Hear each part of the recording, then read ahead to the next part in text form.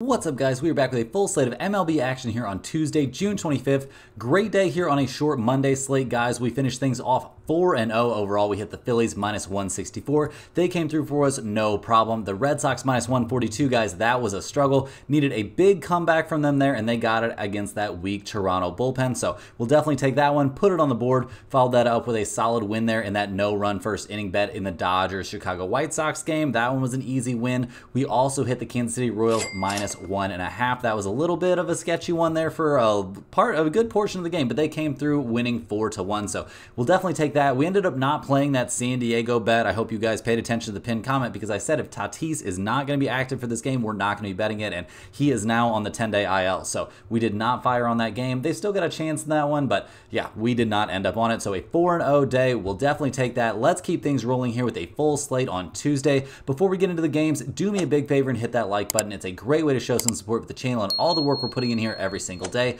If you're new, go ahead and subscribe. It's 100% free and can keep you from missing out on these picks. Our videos are sponsored by StumpTheSpread.com. Click the link in the description to go over there and join our free email list and check out our top confidence plays on all the major sports. Comment below with all the bets we're looking at today and we will give you our best advice on all of them. We respond to absolutely every single comment, so let us know anything you want to say about my picks, these videos, or anything you see here. As always, our final picks will be in the pinned comment down below. Now let's get into our first game of the day. We've got the Cleveland Guardians going on the road to take on the Baltimore Orioles. Cleveland kept their winning streak alive there with a win in game one, taking down Baltimore 3-2 at Camden Yards. So a very, very solid performance there. We saw Jose Ramirez hit a clutch home run there in the 6th inning to get them that 3-2 win. The Orioles continue to struggle. The Guardians are handing the ball in this game to Logan Allen, who's 8-3 this season despite his 5.23 ERA. He's coming off of a decent but not great start against the Seattle Mariners. If you go 6 innings, give up 3 earned runs to Seattle Mariners, I'm not going to say it was a brilliant outing because they are one of the worst hitting teams, one of the worst hitting good teams in baseball, if that makes sense. I mean, in general, over his last 5 starts, he's looked good in 4 of them. We see that Cleveland is 3-2 over his last 5 starts. So in general, he's looked pretty decent. Overall, the Guardians bullpen has been very good. They're currently top 5 in the majors with a 3.44 bullpen ERA, so nothing wrong with that. Their bats, maybe not the hottest day there in game 1 of this series, scoring only 3 runs, but over their last several games, guys, they've scored 3, 6, 6, 7, 6, and 8 runs respectively. So hitting the ball pretty well. They hit the ball well against a solid Seattle Mariners team. So definitely things are looking up for this offense. They're 5th in the majors in runs scored and 9th in the majors in on-base percentage. Overall, a pretty solid offensive team, especially when they've got Jose Ramirez in there. When he was out on paternity leave, things got a little bit dark, but now that he's back and he's swinging the bat well, things are looking good. They're hoping they can continue to look good here going up against the Orioles, who come into this game 49-29, fresh off of a 4th straight loss. Pretty wild stuff. Not a team we expect to have a lot of extended losing streaks this season. At least the pitching staff kind of figured itself out there in game 1 of the series, but the bats were pretty dead. They're going to be handing the ball in this game to Cole Irvin, who's 6-3 this year with a 3.45 ERA. He's coming off a very tough outing. Honestly, back-to-back kind of rough starts there, getting shelled at the Yankees his last time out. It's the Yankees, guys. We're going to cut him a little bit of slack, but the start before that, not having a great time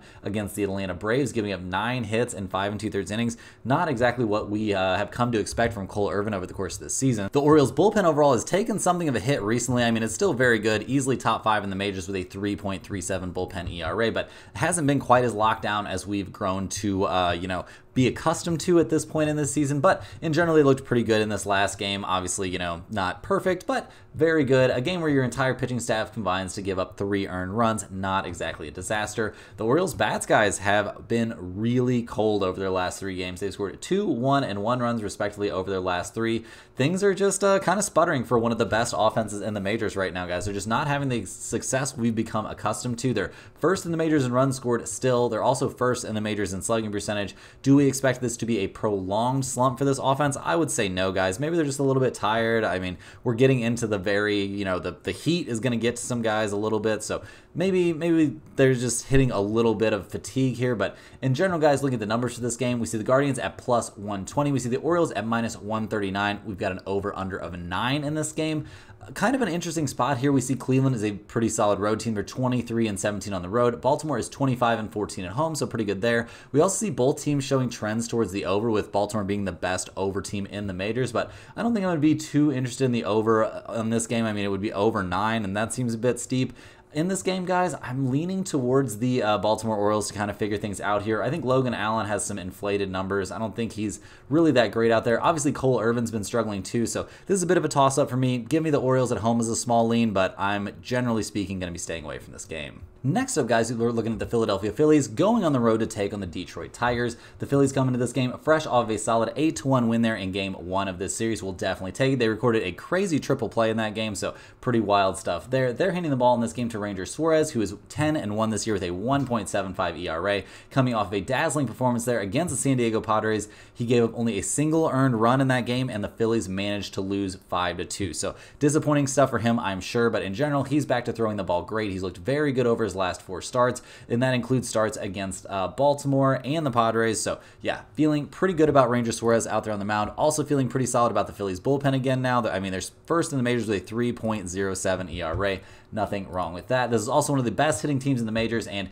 they are swinging the bats right now, guys. They've scored 8, 4, and 12 runs, respectively, over their last 3 games. No problems to report for this offense right now, guys. They're looking great. Bryce Harper's looking great. They're 4th in the majors in runs scored, 2nd in the majors in on-base percentage. This is just an elite offensive team. So we're going to see what they can do here in what could be kind of a tough matchup. They're going up against the Detroit Tigers, who haven't been having the best time this season. They're 36-42 on the year, but they're handing the ball to their ace, Tariq Skubal, who's 8-3 this season with a 2.50 ERA. His last time out, guys, a bit questionable. He only lasted 4 innings, gave up 7 hits and 4 runs. 5 runs total, 4 of them were earned, so not a very good outing. He's actually given up 4 earned runs in each of his last 2 starts, and that starts at Atlanta and at Houston.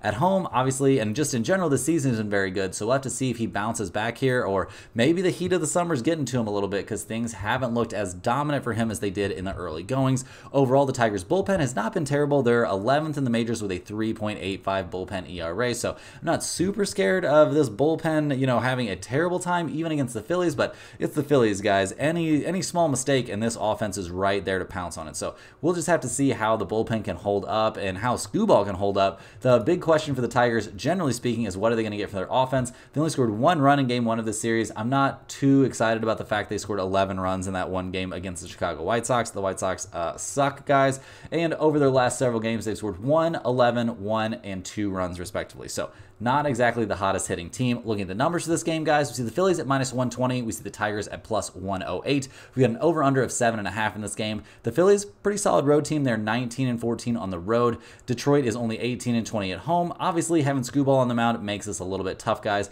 I'm not interested in that over-under of 7.5, but I am interested in the Phillies -120. I think they find a way to get the job done here. I think we're going to see Ranger Suarez keep them in this game for sure. I don't think he's going to have any trouble against the Tigers' bats. So give me the Phillies on the road in this game. I think it's a very good spot for them at a very reasonable price. Next up, guys, we got the Seattle Mariners going on the road here to take on the Tampa Bay Rays. The Mariners managed to lose Game 1 of this series 4-3, so not off to the start they wanted. They are 45-36 on the season, kind of having a tough time lately, losing 5 of their last 6. They're handing the ball to Luis Castillo, hoping he can get them back on track. He's 6-8 this season with a 3.63 ERA, coming off a pretty bad start there at Cleveland. He's had a couple bad starts over his last 5. He had a hard time at Cleveland and a very hard time at the Royals, so definitely somebody you want to keep an eye on. He's not throwing the ball the best he's thrown it this season. At his best, he's been very, very good. The Seattle bullpen continues to be solid. I mean, a 3.52 bullpen ERA has them easily in the top 10 in the majors, so absolutely nothing wrong with that. This offense, it's been sputtering all season long. I mean, they did have a 9-run outburst there against the Miami Marlins, but it was the freaking Marlins, guys. We're not going to overreact to that. Over their last 6 games, they've scored 3, 4, 9, 2, and 3 runs, respectively. Not exactly killing it. They're 21st in the majors in runs scored, 25th in the majors in on-base percentage. They're only batting .221 as a team. This is just not a good offensive team, guys, and that's been the case for them all season long. This isn't some weird thing. Like, this is just what this team is. Not very good at the plate. They're going to have to figure out how to put up some runs here against the Tampa Bay Rays, who have suddenly won 5 of their last 6. They are 39-40 on the year, handing the ball in this game to Zach Littell, who's 2-5 this season with a 4.20 ERA. He is coming off of a very serviceable start there at the Minnesota Twins. He went 5 innings, gave up 5 hits and only 2 earned runs. Definitely a bounce back after getting shelled at Atlanta. He only lasted 2 innings in that game, did not have a good time, but over his last 5 starts, he really only has that one terrible one that mixed in there, and he did have back-to-back starts against the Baltimore Orioles, which is a pretty tough thing to handle. We do see that the Rays are only 2-3 over his last 5 starts, so that's not incredibly encouraging, but in general, I mean, there's at least some positives to look at for the Rays right now. Their bullpen is not one of those positives, though, guys. One of the worst bullpens in the majors, so nothing great to say about that. And I mean, how deep do we expect Littell to go in this game? Not exactly a guy that's been going super deep lately, so we'll just have to see. In general, this offense maybe is looking just a little bit better. I mean, they've scored 4, 3, 3, 10, 7, and 3 runs, respectively, over this little 5 out of 6 streak that they've got going. So, you know, things are kind of pointed in a positive direction. This is not a great power team, though. Not necessarily a great, like, batting average team. They're only batting .235 as a squad. Like, that's 21st in the majors.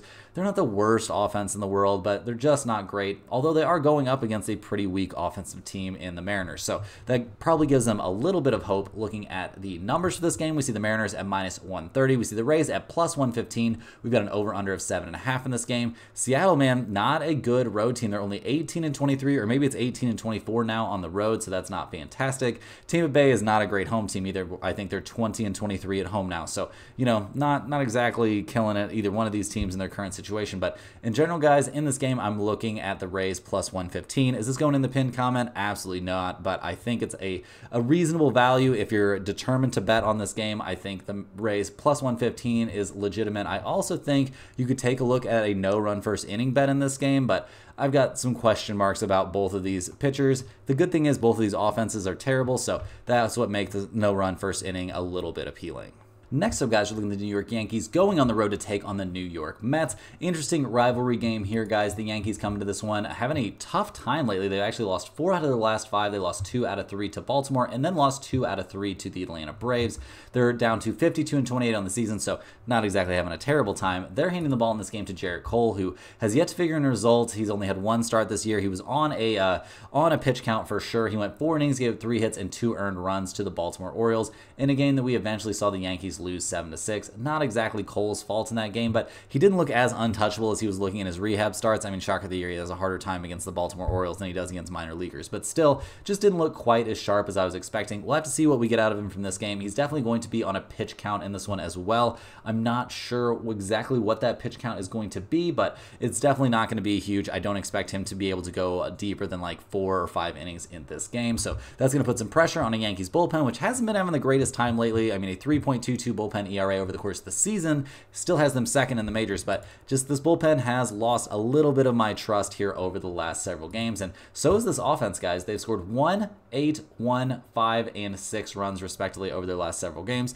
Not the murderer's row, not the team that was just absolutely killing it at the plate. I mean, Aaron Judge is still hitting the ball great, 28 home runs, 70 RBIs. That guy just puts up cartoon numbers year after year, but I mean, I don't know, just not feeling it at the plate right now. They're second in the majors in runs scored and 4th in the majors in on-base percentage. Like, this is not a bad offense. They're just not having the best time right now. They're taking on a New York Mets team that's had a little bit of a bounce back lately. I mean, they just saw their closer get suspended for 10 games for having some sort of foreign substance on his hands, so that's not a great look. Definitely going to miss him. They're 37-39 on the year coming into this game, so, you know, that's something, I guess, a lot better than it was. They're handing the ball to David Peterson, who's 3-0 this year with a 3.97 ERA. He's going to be making his 5th start of the year. His last time out, it was at the Texas Rangers. He went 6 innings, gave up 4 hits, and only 2 earned runs.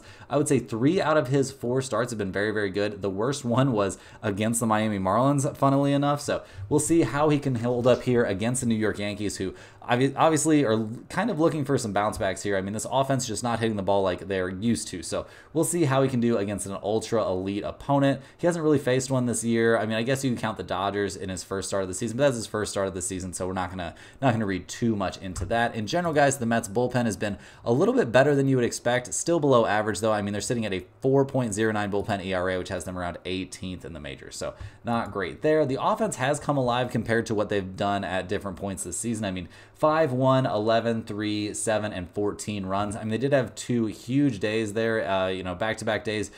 destroying the Padres and then destroying the Texas Rangers, but this isn't an offense that I'm expecting to be like, top 10 in the majors. They might be slightly above average though, and they would definitely take that at this point. They're 13th in the majors in runs scored and 11th in the majors in batting average. So if you've got Starling Marte out there and Pete Alonso, there's some positives to find for this offense. Look at the numbers for this game. We see the Yankees at -145. We see the Mets at +132. We've got over-under showing of 8 or 8.5 in this game. The Yankees are 28-14 on the road. That's an MLB best mark on the road. The Mets are still, despite their recent resurgence, they're still only 18-22 at home.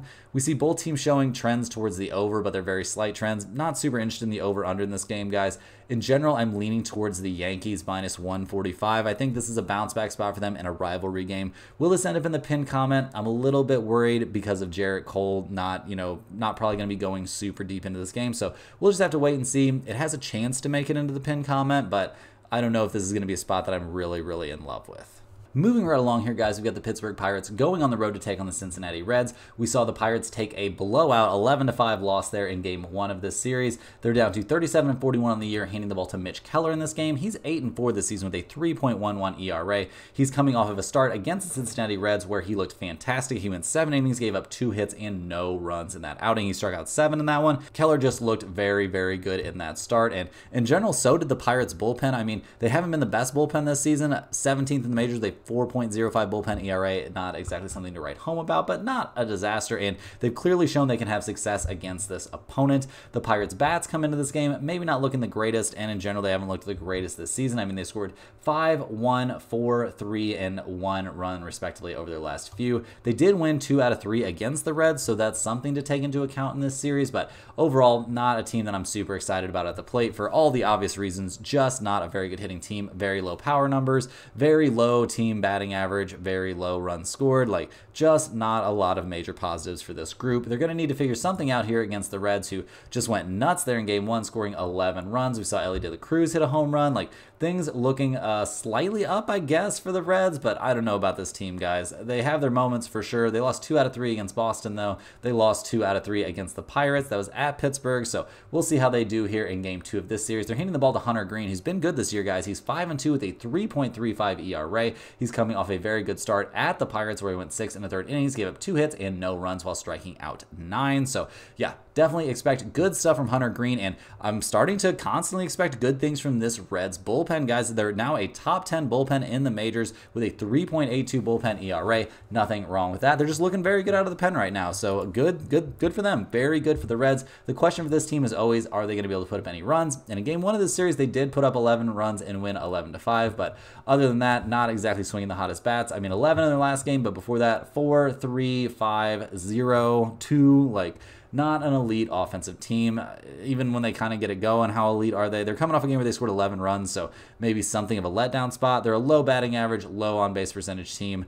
Not really expecting miracles in this game. Looking at the numbers in this one, guys, we see the Pirates at +102. We see the Reds -120. We see an over-under of 8.5 in this game. We see both teams showing trends towards the under, with the Reds being 42, 32, and 3 to the under. That's a significant trend, we'll say. And overall, in this game, guys, I think it's a fantastic no-run first inning spot. I also think maybe you could take a look at the under. I think the Reds at -120 might be slightly overpriced, given how good Mitch Keller looked against them his last time facing them. But in general, in this game, guys, we like no run first inning. You could take under 8.5. That seems a little sketch. I also like the under through the first 5. That seems reasonable, but give me this one as a no run first inning spot. Next on the docket, guys, we have the Toronto Blue Jays going on the road to take on the Boston Red Sox. We saw the Blue Jays give up the lead there to lose 7-6. Thank you, Blue Jays, and thank you, Red Sox, for pulling that one out. The Blue Jays are now 35-43 on the year. Things are looking pretty dark for them. They're handing the ball to Kevin Gausman. He is 5-6 this year with a 4.24 ERA. He's coming off of a pretty mediocre start against the Red Sox, where he went 5 2/3 innings, gave up 6 hits, 5 runs, 4 of them were earned. He gave up 2 home runs in that game. Just not looking great in this exact matchup. And over his last 5 starts, we see that the Blue Jays are 2-3. He struggled against Baltimore. He struggled a little bit against Cleveland, and he obviously struggled against Boston the last time. His good starts were against the White Sox and the Oakland A's. So not exactly somebody that's having a good time against good teams. And the Toronto bullpen, guys, has been terrible all season long. It was their fault they lost this last game. game, and I think there's going to be a lot of problems for them for the rest of the season. So not a lot of good things to say about that bullpen. Also, I mean, I guess the bats are trying to figure things out. They've scored 6, 5, and 3 runs respectively over their last 3, so they're putting up some kind of fight, but man, just not the season that the Blue Jays or their fans envisioned. This offense isn't very good. I mean, 27th in the majors in runs scored, 25th in the majors in slugging percentage. Just not a very good team right now. Not a lot of positives. Not sure what they're going to do. Looking pretty dark. They're solidly down there in the bottom of the AL East, and I don't see that changing anytime soon. They're taking on the Boston Red Sox, who have been resurgent lately. They've won their last 3 in a row. They're just starting new winning streak after new winning streak. They're 43-36 on the season. Handing the ball in this game to Brian Bello, who's 7-4 this year with a 4.83 ERA. He's coming off of a very reasonable start there at Toronto. He went 6 innings, gave up 7 hits and 2 earned runs. He struck out 6 and walked 2. Looked very, very good in that game. Definitely better than he has in his last 2 starts before that. I mean, that was a start against the Yankees and then a really weird start at the White Sox. So in general, I think we can feel pretty decent about Brian Bello out there on the mound. We can also feel good about the Red Sox bullpen, guys. They're 6th in the majors with a 3.47 bullpen ERA. Light years better than that Toronto bullpen. So another thing for us to feel good about is the Red Sox bats. They've scored 7, 7, 4, 2, 7, 4, 7. Like, this is a very good offensive team. They're hitting the ball well right now. They're up to top 10 in the majors in runs scored. They're 6th in the majors in team batting average. This is a team that's hitting the ball well right now, guys. No doubt about it. I mean, they're getting on base at a 323 clip. They're a top 10 slugging percentage team. Very few problems for me right now with this Red Sox squad. And look at the numbers for this game, guys. I'm very surprised. I'm not going to lie. I am very, very surprised. Maybe this is a trap, but we see the Blue Jays at -102. The Red Sox are only -116. We got an over-under of 9 in this game. Boston, not an amazing home team. Toronto, a pretty bad road team, though. Guys, maybe this is a trap, like I said, but we're definitely going to be on the Red Sox -116. I think they find a way to win this game. I think they'll get a decent start from Bello, but I'm not expecting big things from Gausman, who had a very hard time against the Red Sox the last time he faced them, and now having to face them at Fenway seems even worse. So give me the Red Sox -116 in this one, going definitely in the pinned comment.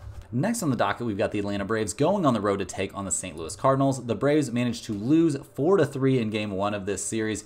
We saw a pretty solid start there from Lance Lynn, and Brendan Donovan had 3 hits and an RBI in that game, so good for the Cardinals there. They come away with the win. The Braves are now 43-33 on the season. They're handing the ball to Reynaldo Lopez in this one. He's 5-2 this season with a 1.57 ERA. He's coming off of a shutout performance there against the Tigers. I mean, he did give up 7 hits over 5 innings, but gave up no runs and struck out 6. He hasn't given up a run or an earned run over his last 2 starts. The start before that was back on the 13th. It was at Baltimore, so 6 innings of shutout ball at Camden Yards. Not a lot of people have done that this season.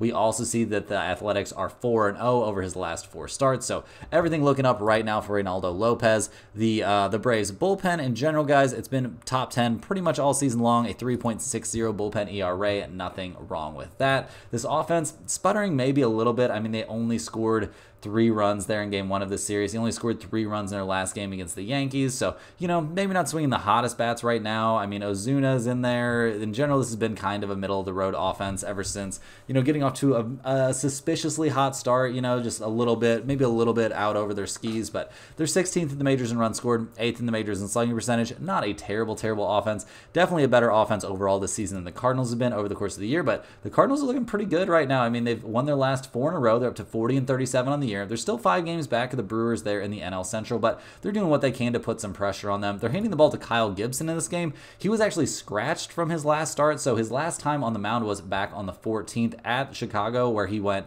7 innings, gave up 2 hits at Wrigley Field. So he looked very, very good in his last outing, but it's a little bit concerning that he was scratched from his last start. I think it was some sort of back issue, if I remember correctly. Yeah, it was back tightness, and he'd been away from the team on bereavement after a death in the family. So a lot of things going on for Kyle Gibson right now. It just feels like a little bit of a tough spot for him. And in general, guys, the Cardinals bullpen has been better lately. I mean, they're up to 14th in the majors with a 3.92 bullpen ERA, but they haven't been amazing this season, don't get me wrong. So not a bullpen that you can bank on, you know, to have a great time out there. And while they've been finding some timely hitting, they've only scored 4, 5, 9, and 6 runs over this winning streak. So, you know, not putting up crazy numbers. Having Contreras back out there definitely is a boost for this offense.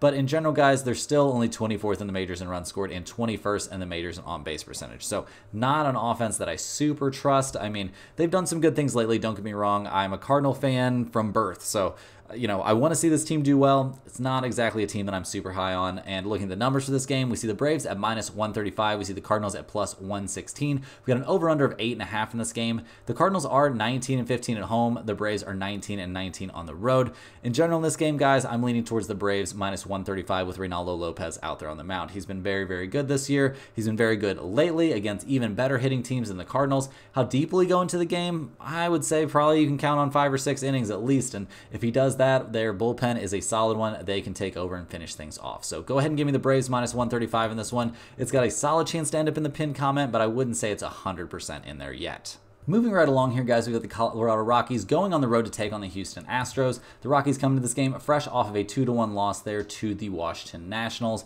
They are 27-15 on the year, handing the ball to Austin Gomber, who's 1-4 this season with a 4.36 ERA. He's coming off of a decent start against the Dodgers. He went 6 2/3 innings, gave up 5 hits and 4 earned runs. He did give up 2 home runs in that game, and the Rockies are 0-4 over his last 4 starts. 2 of those starts were against the Dodgers, so maybe we'll cut him a little bit of slack. But yeah, in general, guys, not a lot of positive things to say about the Rockies pitching staff. Not amazing starters, a very bad bullpen. So yeah, just not a lot of great things to say about this team in general. The offense hasn't been great. They only scored 1 run their last time out. They're currently 15th in the majors in runs scored, 15th in the majors in on-base percentage. They're strictly average despite playing in the most hitter-friendly environment in all of Major League Baseball. So yeah, just not a lot of amazing things to say about the Rockies right now. They're taking on the Houston Astros, who playing some of their best ball this season, guys. They've won 5 in a row. They swept the Baltimore Orioles, which is absolutely crazy stuff. They're 38-40 on the year, 5.5 games back of Seattle there in the AL West. They are handing the ball in this game to Hunter Brown, who's 4-5 this season with a 4.72 ERA, coming off of a very, very good start. He's had a really solid streak of like 5 very reasonable starts in a row. His last 3 times he's been on the mound, we've seen Houston get the win in those games, and he's only given up a total of 1 earned run over those 3 games. It was at the Angels, at home against Detroit, and then at the Chicago White Sox. So not exactly a murderer's row, but neither are the Colorado Rockies. So yeah, I don't think we expect him to have a ton of trouble against them. He's a young guy. The inconsistency can always be a question mark, but he's looking pretty good right now. The Astros bullpen hasn't been great this season. Maybe it's been slightly better recently. A 4.13 bullpen ERA is not great, though. The bats have really come alive, though. They've scored 8, 5, 14, 5, and 4 runs, respectively, over this 5-game winning streak. We're seeing Jose Altuve hit the ball great. I mean, they're 12th in the majors run scored. They're still 1st in batting average. They're 4th in slugging percentage. This is a very hard-hitting team. I'm expecting big offensive numbers from them in general this season, but haven't really got them. So we'll see what they do here going up against Austin Gomber. Looking at the numbers for this game, we see the Rockies at +210. We see the Astros at -245. We've got an over-under of 8.5 in this game. Guys, I definitely like the over in this one. I think either side, I don't think the price is quite good enough. You could talk me into the Rockies +210, maybe. They're only 11-27 on the road. So yeah, I just don't think that's a big enough number. It was more like 290 than maybe. But yeah, in general, I do expect the Astros to win this game, but I'm expecting there to be a lot of runs scored. Give me over 8.5. Next on the docket, guys, we've got the LA Dodgers going on the road to take on the Chicago White Sox. The Dodgers come into this game fresh off of a 3-0 win in Game 1 of this series. Solid shutout there from Paxton. He looked very, very good. And in general, the Dodgers at 49-31 have to feel pretty decent about the way things are going. They're handing the ball to Bobby Miller, who is 1-1 this year with a 6.00 ERA. He's coming off a pretty weak start there at Colorado, where he gave up 5 earned runs on 6 hits over 6 1/3. He's been a little bit all over the place. I mean, yeah, just not a guy we can super trust out there. Pretty inconsistent, and not too big of a shock to see he's only 25 years old. So you're going to have your ups and your downs as a young starting pitcher in the major leagues.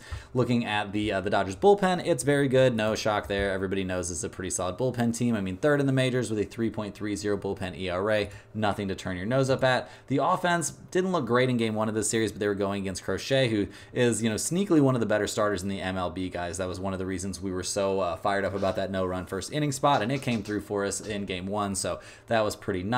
The Dodgers hitters, I mean, obviously missing Mookie Betts isn't great. We do see some more bad news from them as Kershaw just got shut down for a week due to what they're calling a shoulder blip.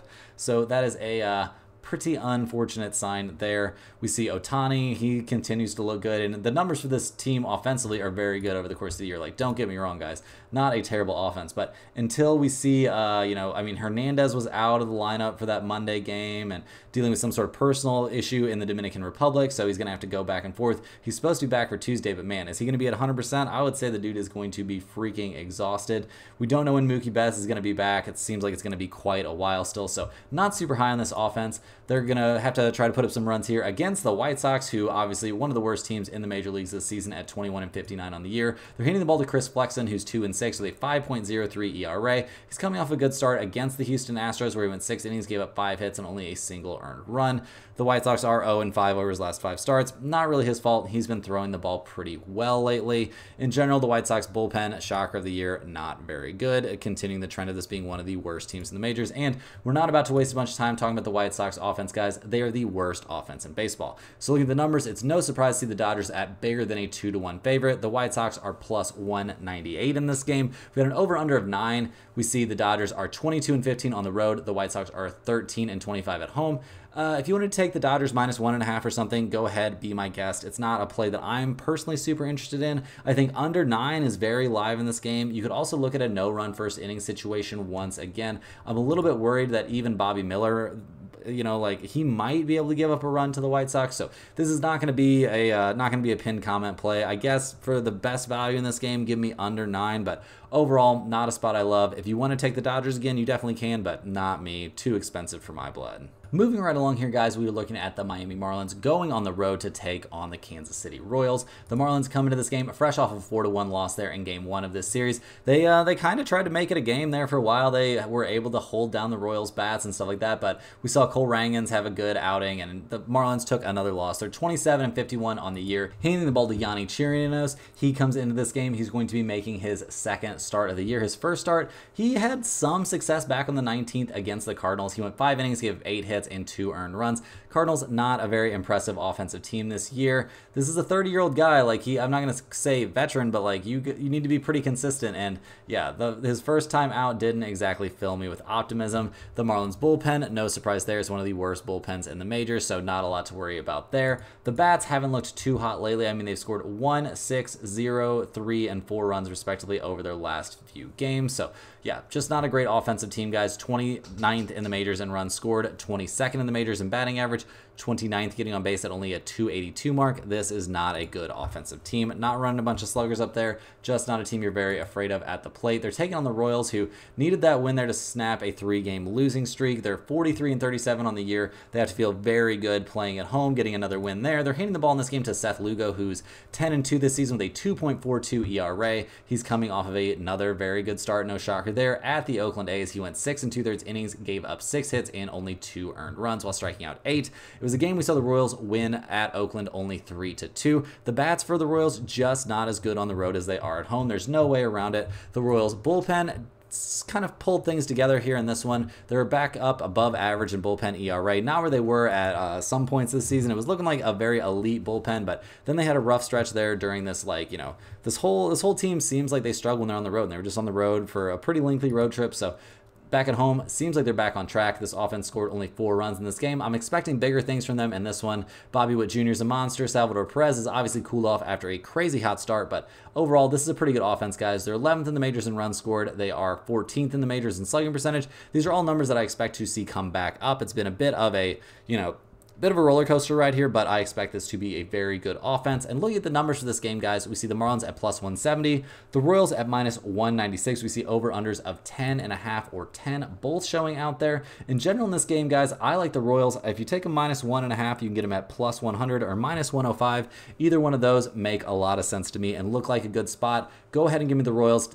to win by at least 2 in this game. I think they're going to handle business here at home, where they are 25-14 on the season. Moving right along here, guys, we got the Texas Rangers going on the road to take on the Milwaukee Brewers. The Rangers come into this game fresh off a 6-3 loss in Game 1 of this series. We see Scherzer talking about having a sore thumb after his debut. We'll see how he comes back from that. I think he's probably going to be okay if that's his biggest complaint. The Rangers are handing the ball in this one to Andrew Heaney. He's 2-8 this season with a 4.12 ERA, coming off of his 3rd straight start of giving up 3 earned runs. He went 6 innings against the Mets and gave up 3 earned runs on 4 hits. In a game we did see the Rangers win 5-3. The Rangers are actually 3-2 over his last 5 starts, which is better than they've been with him on the mound in general this season. But he's been very decent over his last 5 outings. I'm not gonna really run the guy down. He's definitely shown improvement after some early season struggles. The Rangers bullpen is not one of the best ones in the majors, but they're right there around average, so I don't think they'll complain too much about that. The offense kind of tends to come and go for this team. They've scored 3, 4, 6, 6, and 5 runs respectively over their last 5 games. They're 17th in the majors in runs scored. Just seems like a basically average offensive team. team. So, you know, I'm not going to get too high, not going to get too low on this team at the plate. They're taking on the Milwaukee Brewers, who've now won 2 in a row. A little bit of a bounce back after losing 3 out of 4 there against the San Diego Padres. They're 46 and 33 on the year. They're handing the ball in this one to Bryce Wilson, who's 4-3 this season with a 4.24 ERA. Coming off a pretty bad start there at San Diego, where he went 4 2/3 innings, gave up 7 hits and 5 earned runs. He also gave up 3 home runs in that game. Just not looking super convincing. It was definitely a letdown after a good start against Cincinnati Reds, but that was the Cincinnati Reds. Seems like he's not as comfortable pitching on the road as he is pitching at home, but he's at home for this game, so we'll see what he can actually do out there. Not too shocked to see that he hasn't faced the Rangers yet this season. So we'll see what we get there out of Bryce Wilson. The Milwaukee Brewers bullpen has been decent all season long. They're hovering around there just in the top 10, so they'll take that. No major news to report for their bullpen. In general, guys, at the plate, they've looked pretty good, scoring 6 runs in each of their last 2 games. William Contreras has been having a pretty good time this year. This team's 6th in the majors in runs scored and 5th in the majors in batting average. This is just looking like a very good offense overall. Are they going to have a good day at the plate here going up against Andrew Heaney, though? I've got my questions about that. Looking at the numbers for this game, we see the Rangers at plus 105, the Brewers at minus 120. We've got an over-under of 8.5 in this game. The Rangers are 17-21 on the road. The Brewers are a very solid 22-12 at home. But in general in this game, guys, I don't think it's going to make it into the pinned comment, but I'm leaning towards the Rangers plus 105. I think they have a definite edge here in the pitching matchup. Maybe you want to take the Rangers in the first 5. That could make sense as well. But overall, I think this is a good enough spot for them and a good enough price. I'm not super high on Bryce Wilson, so give me the Rangers in this game. Rounding into the home stretch here, guys, we're looking at the Oakland A's going on the road to take on the Los Angeles Angels. The Athletics come into this game fresh off a 5-1 loss there in Game 1 of this series. They're 29-52 on the year, so clearly not having a great time. Handing the ball in this one to Mitch Spence, who is yet to figure in a result and is sporting a 3.86 ERA. His last time out against the Kansas City Royals, he looked pretty good. He went 6 innings, gave 6 hits and 2 earned runs. We can't help but notice, though, that the A's are 0-4 over his last 4 starts, so that does not exactly inspire a ton of, a ton of faith, a ton of excitement from me about him out there on the mound. Also, the Athletics bullpen is 22nd in the majors with a 4.35 bullpen ERA, so that's not great. Not super stoked about how this team is looking offensively either. They've scored a grand total of 3 runs over their last 3 games combined. So not swinging the hottest bats, not looking that great on the mound. Just not a lot of positives to find for a team that's 28th in the majors in runs scored and 29th in the majors in batting average. So big question marks for me about this Oakland A's team. They're taking on the Angels, another team that hasn't had a great time this season. Obviously, they're coming off a win. They've won 2 out of their last 3. They're 31-46 this season. Handing the ball in this game to Tyler Anderson, who's 6-7 this year with a 2.48 ERA. He's coming off of an absolute gem there against the Milwaukee Brewers, where he went 7 innings, gave 4 hits and only a single earned run. But it's a game we saw his team lose 2-0. So got to be a little bit tough out there. What can you do if you're a pitcher for a terrible team? You just go out there, try and throw your best stuff each night, and hope that things work out. The Angels bullpen, also not very good, 25th in the majors with a 4.78 bullpen ERA, so that doesn't exactly inspire a ton of hope. The Angels hitters have been inconsistent. No shock there. They haven't been terrible, though. We'll give them some credit. They're coming off a game where they scored 5 runs, but they've scored 5, 2, and 3 runs, respectively, over their last 3. Not exactly an offense you can count on. They're 24th in the majors in runs scored. They are 20th in the majors in team batting average. Just not a great team. Just not a lot of positive things to say about either one of these teams. Look at the numbers of this game, guys. We see the A's at plus 110, the Angels at minus 126. We've got an over-under of 8.5 in this game. Oakland is only 11-28 on the road. We see the Angels are 12-25 at home, which is the MLB worst at home mark. In general, in this game, guys, I'm leaning towards the Angels minus 126 with Tyler Anderson on the mound. I have very little faith in Mitch Spence. I think you could take maybe a look at the under. You could also consider a no-run first inning. The Angels' offense is not very good. In general, in this game, though, guys, I think the Angels minus 126 is the best value. Do we trust either one of these teams to put this in the pinned comment? I kind of doubt it.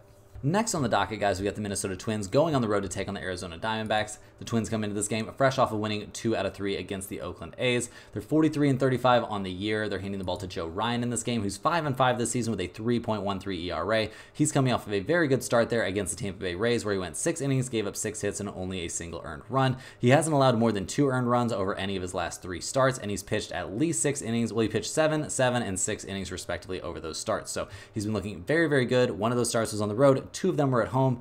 I think we can feel pretty decent about Joe Ryan out there on the mound in this game. Not a lot of major concerns for me about him. In general, though, we are a little bit worried about the Twins bullpen guys. They're 21st in the majors with a 4.17 bullpen ERA. They haven't been having a terrible time lately, but not a bullpen that I super trust. This offense has been all over the place this year, guys. For real, all over the place. I mean, they scored 3, 10, 5, 6, and 2 runs respectively over their last 5 games. They're 8th in the majors in runs scored. They are 6th in the majors in slugging percentage. So a team that can hit the ball pretty hard. We have some faith in them. I mean, Carlos Correa is a monster, obviously. Carlos Santana has 12 home runs and is batting .247 on the year.